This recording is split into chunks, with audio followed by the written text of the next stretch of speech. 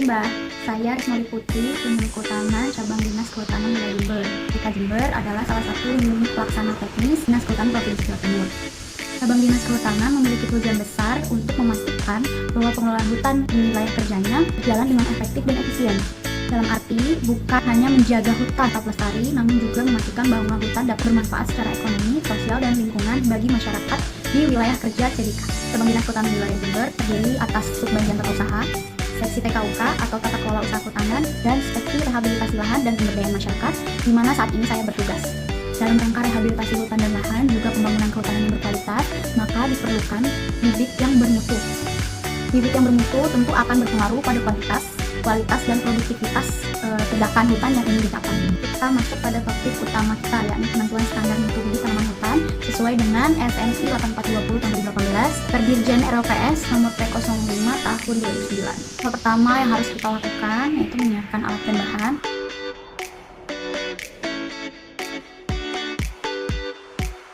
Setelah alat dan bahannya siap, ada 4 langkah yang harus kita lakukan dalam penentuan standar mutu bibit tanaman hutan. Yang pertama itu, kita harus menentukan bedding bibit di persemaian untuk pengambilan sampel penilaian mutu. Dan pastikan jumlah bibit yang ada di bedding tersebut sesuai dengan yang dimohonkan. Kemudian hal kedua yang harus kita lakukan adalah menentukan lot bibit. Yang dimaksud lot adalah kelompok bibit yang berasal dari satu sumber benih dan juga dalam satu waktu produksi. Yang ketiga, melakukan pengambilan sampel untuk dilakukan pengujian. Nah, pengujian ini menggunakan sampling sistematis dengan awal acak. Nah, di dalam SNI itu nanti ada tabel acuan itu memerlukan beberapa banyak contoh bibit. Setelah tahu, berlanjutnya adalah kita menentukan interval dari sampling. Gimana caranya? Nah, kita lanjut lagi pengambilan sampel. Kita bisa lempar suatu benda. Setelah dapat contoh bibit ke-1, kita hitung secara mengular sampai bibit ke-25. Nah, dari ke-25 itulah yang kita jadikan contoh bibit kedua. Dan begitu selanjutnya, kita kumpulin, kita masukkan ke dalam wadah atau keranjang. Kemudian bibit-bibit tersebut kita pindahkan untuk memudahkan kita dalam melakukan pengujian. Uji mutu bibit itu juga ada 2. Ada syarat umum dan syarat khusus. Syarat umum itu meliputi batang tegak lurus, tunggal atau tidak bercabang.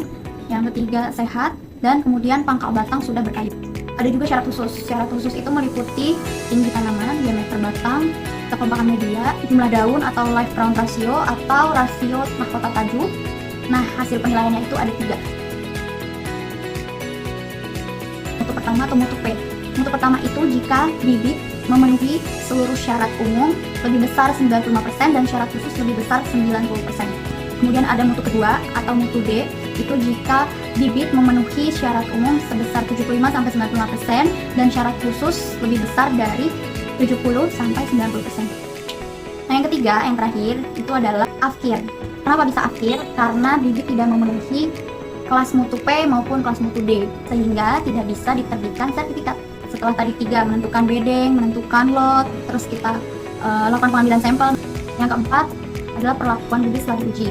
Nah, kalau bibit tersebut lolos dari pengujian, maka bibit-bibit tersebut diberi label mutu yang dimonitoring dan dievaluasi oleh balai yang diserahi tugas dan tanggung jawab terkait perbenihan tanaman hutan.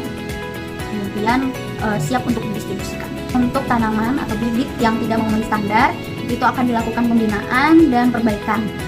Dan untuk selanjutnya bisa diajukan kembali permohonan untuk pengujian standar mutu bibit. Nah, itu tadi penentuan standar mutu bibit tanaman hutan yang dapat saya jelaskan. Kita bertemu di lain kesempatan. Bye!